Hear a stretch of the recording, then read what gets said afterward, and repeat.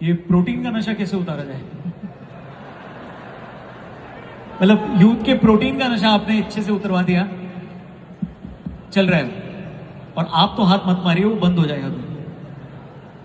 पर हाँ, jokes aside, यहाँ हम मेंटल वेलबींग की बात कर रहे हैं, नशा मुक्त भारत और नशा मुक्त दुनिया बनाने की बात कर रहे हैं।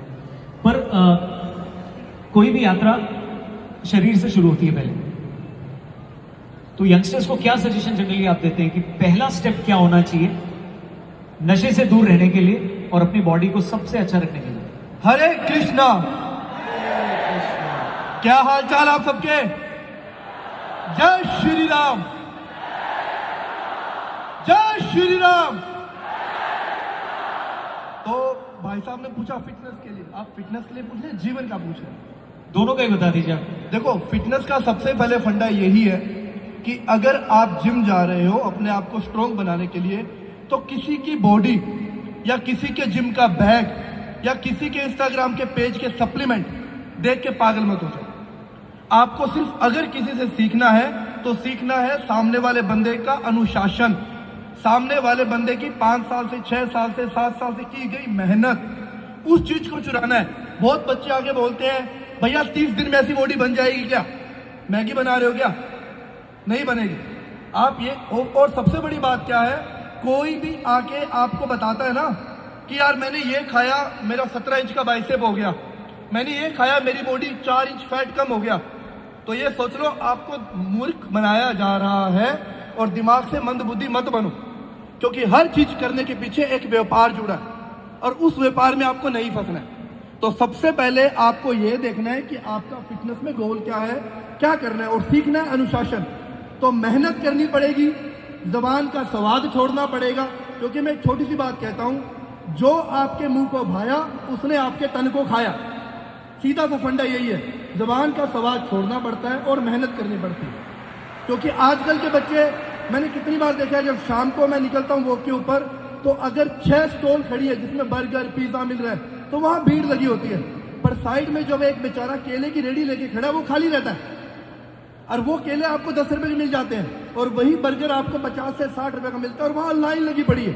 और जितने भी माँ बाप देख रहे हैं, मैं आपको एक छोटा सा मैसेज देना चाहूंगा, हो सकता है मेरी बात बुरी लगे पर लगती रहे।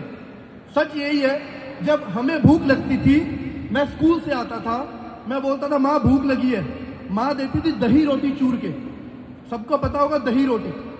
पर आजकल की माँ क्या करती है, ये ले बच्चा 50 रुपए, कॉर्नर में बर्गर खाया, रुक बेटा ब्लिंकिट कर देती हूँ, स्विगी कर देती हूँ, जोमेटो कर देती हूँ, तो वो बच्चा आपका खराब हो रहा है। अगर आपने आज एक माँ ने 9 महीने पेट में रख के बच्चे को बड़ा किया है, तो 10 मिनट उसको खाना खाने के लिए दो। ऐसा मत करो आप लोग, क्योंकि मैं देख रहा हूँ 12 साल का बच्चा वेट है 150 किलो, 10 साल का बच्चा वेट है 90 किलो, और फिर आप लोग पूछते हैं इसकी हाइट कैसे बढ़ेगी। पहले इसको सुधारो तो सही आप लोग, क्योंकि फिटनेस का मतलब सबसे मेन, आप जिम में कितना वर्कआउट करते हैं? जिम में कितना करते हैं? आधा घंटा, पौना घंटा, मैक्सिमम 1 घंटा ले लो। बाकी कितना टाइम बचा? 23 घंटे। तो 23 घंटे बेनिफिट करेंगे, 1 घंटा बेनिफिट करेंगे? 23 करेंगे ना। अब बहुत लोग जिम में वर्कआउट करते बोलते कुछ चेंज नहीं आ रहा। क्यों नहीं आ रहा?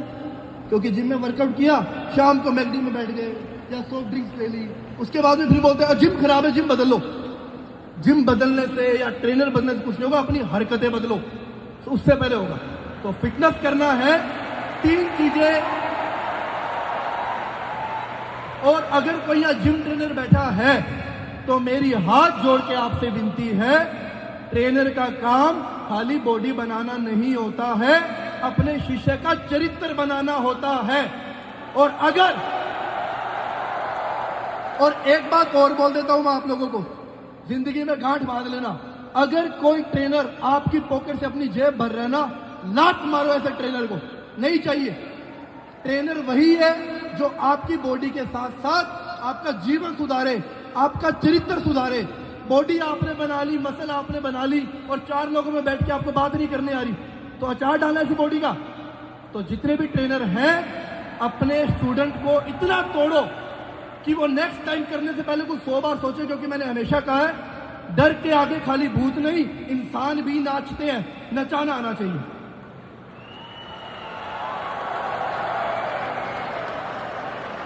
ये बात आप प्यार से भी बोल सकते हैं, इसे डराने की क्या जरूरत है? देखो, पता है मेरे को ना बहुत लोग बोलते हैं कि आप 24 घंटे एग्रेशन में रहते हो, आपकी वॉइस ये है वो है, तो मैं हमेशा कहता हूँ don't blame me, talk to my father. क्योंकि कंपनी में बात करो, मेरा कसूर नहीं है, ये बाय डिफॉल्ट मिला हुआ है। तो आपके घर में भी लोग डिसिप्लिन है या आप उनसे भी ऐसे ही बोलते हो, क्या खा रहे हो ये, आई मीन नहीं जी, जहाँ घर पे जज साहब बैठे हो ना, आवाज नहीं निकलती। अच्छा। क्योंकि आप ये सोचो, जब प्रोडक्शन ऐसा है तो कंपनी कैसी होगी। बहुत बढ़िया, थैंक यू वेरी मच। नहीं, बहुत ही क्रिस्टल क्लियर और साफ दिल से बात करते हैं आप, तभी इतना यूथ आपसे जुड़ा हुआ है, और उसके लिए बहुत बहुत धन्यवाद। कुलदीप, आपसे बात करेंगे अभी।